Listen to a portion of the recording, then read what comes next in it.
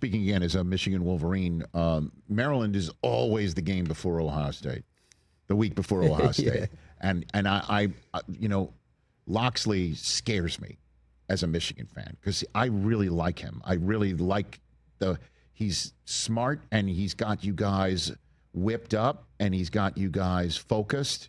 And that is always a scary game for me as a Wolverine fan. And I know Loxley did interview with the Jets this year for their open position. So I'm wondering what you like about him, what you think makes him a great coach. I would just say Coach Locks, he really understands his players. He relates to them. And he really wants to see everybody win, whether it's either next level football or whether it's in life. So he always preaches to graduate, get your degree.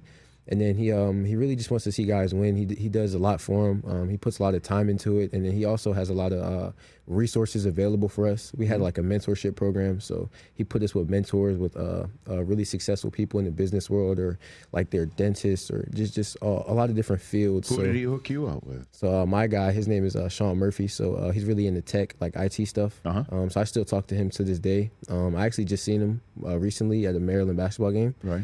But it's really just building relationships that will last past football, past whether like it's the NFL, just throughout life. So you can fix our computers here? I'm not that good yet, but soon. Just didn't know. I mean, right now you're in the Chargers Genius Bar right now. Yeah. So your favorite Jim Harbaugh story, please deliver it to me. See, I got a lot, but even in just 1 year, huh? Yeah, because Harbaugh is different. Like, I would just say he's different in a good way, though, because he's himself. He's always going to be himself, no matter what time it is. And then he's Coach Harbaugh 24/7. I mean, I love the guy to death, but I would say my favorite story, I might have told this before, though, but go for it. It was just a random day where we have a team meeting. So we're all in the team meeting in the morning, and he's like, I woke up at 3 a.m., and I was staring at the ceiling. I was thinking, today's not just any day, it's today.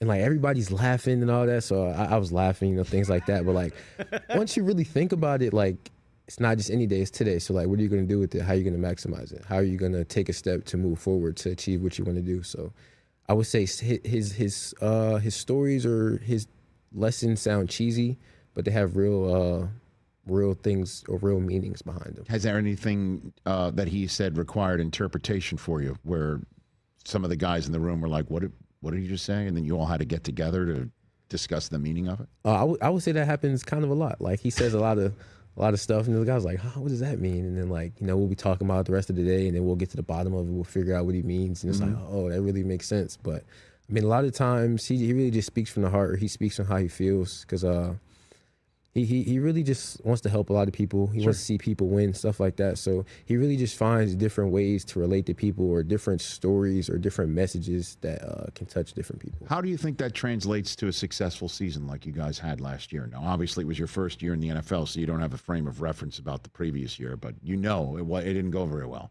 So that's why the Chargers were 5th overall on the clock last year. But now you're coming off of a playoff berth season. Right. How did that translate to wins, do you think?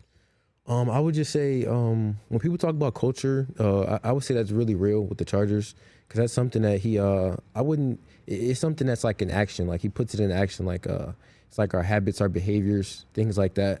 But then really just the vibe around the building, the energy everybody has. And then everybody's all on one accord. It's all transparent. Everybody knows what's going on. There's a lot of communication. And then really, I would say our veteran players, they really buy in, and then it's like from the top down. So if our veteran players and the best players on our team are bought in and they're following everything that Coach Harbaugh wants us to do, then everybody else just follows them. So really, I would just say it starts from the top. And then really guys like Justin Herbert, Khalil Mack, Derwin James, guys like that really are just great leaders. So Coach Harbaugh gives them the message and gets them to be on board with what we want to do, and then everybody else just follows them. So I think it's a really good system that we have, and he puts a lot of trust in the players. So that's why I think it really works. Catch the Rich Eisen Show live weekdays from 12 to 3 p.m. Eastern on Roku Sports Channel in the U.S.